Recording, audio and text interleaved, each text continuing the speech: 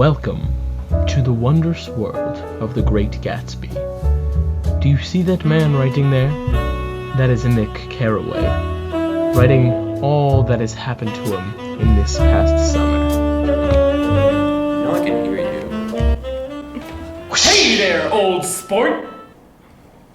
Do you want to learn about the archetypes that you and all those crazy characters you're writing about embody? What the heck is an archetype?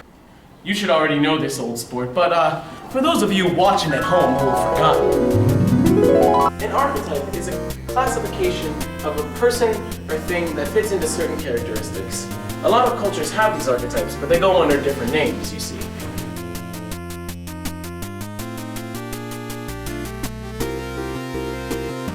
Many of the different characters in your book represent these archetypes. This Fitzgerald guy. Oh no, time to go! Where are you taking me? Just get in! Here we are! Gatsby! Shh, he can't hear you, he's dead. Who are you? I was just with you in the other room. Okay. Now you, Nick Carraway, are the regular guy archetype. In chapter 9 of the book, What book? Gatsby's funeral is held. Despite your best efforts, only a few servants, yourself, and Gatsby's father came. Yeah, that happened pretty recently.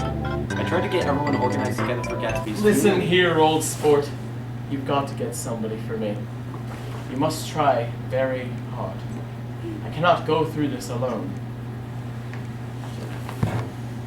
But your fear was fulfilled when you were the only one left to support Gatsby. Come with me. I'll show how you came here.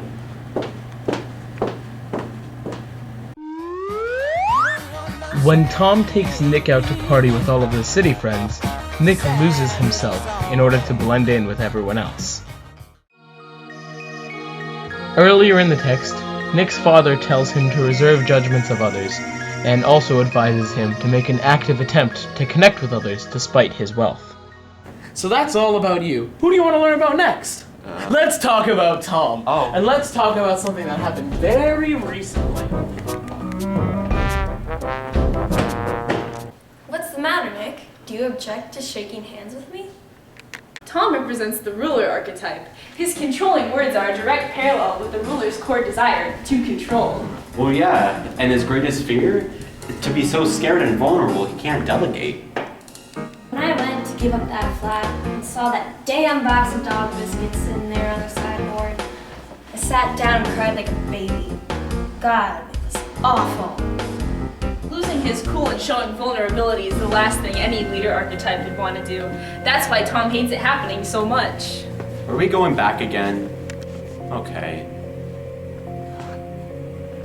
Because he wants to keep control of his house, I want to ask Mr. Gatsby one more question. Go on, old sport. What kind of a row are you trying to cause in my house anyhow? Tom's main worry for Gatsby, like a true leader, is how much of a damage Gatsby is causing upon his house and his familial unit. While Tom wasn't exactly the most caring husband, he did care about one thing, which was his power within the house, and making sure that his dominance and his vision for the house stayed. And here we have your dearest cousin, Daisy. Okay, I think I'm starting to get this. Daisy's the disappointing character archetype? Why don't you stop making such inconsiderate remarks and let the people who know about this for a living take it from you. He's not wrong, though. Daisy is the sage archetype. While her personality does make it hard to pin one specific archetype on her, the sage one fits her best. Ah, you look so cool. You always look so cool. Ah, rich people. They can never be straight with their feelings. But Daisy was head over heels in love with Gatsby 5 years before, and after these 5 years, her love has been rekindled at seeing him again. Yeah, but she still married Tom, even though she was in love with Gatsby. Well, that's because, fitting with her archetype, sages don't typically go out and do things on their own. So, when Gatsby left, she found someone else to fill in that spot in her life, and that ended up being Tom. When the nurse told me my child was a girl, I turned my head and I wept. All right, I said, I'm glad it's a girl. I hope she's a fool. That's the best thing a girl can be in this world. A beautiful little fool.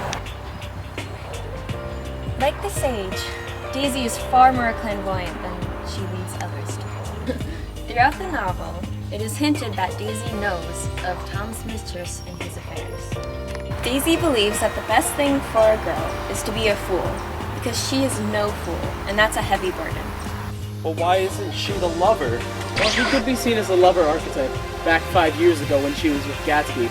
She certainly can't be seen as that now. Her lack of commitment to both Tom and Gatsby makes this very clear. Now there's one more character we haven't talked about yet. Gatsby.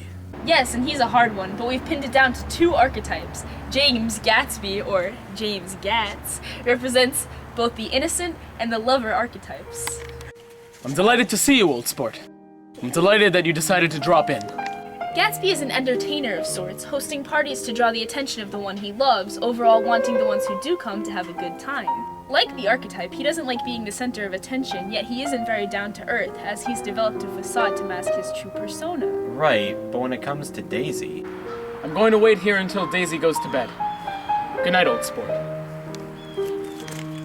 He becomes so dedicated to Daisy that he stands outside in the cold night just to make sure she's safe. When he is without Daisy during the war, he neither dates nor marries anyone else just to stay faithful to her. Stay faithful. Ironic how Gatsby stayed faithful to her, but Daisy decided to settle for less. That's what makes Gatsby a lover, and not Daisy. So, Nikki, did you learn about anything about archetypes today? Nope. Great. Well, I'll see you around!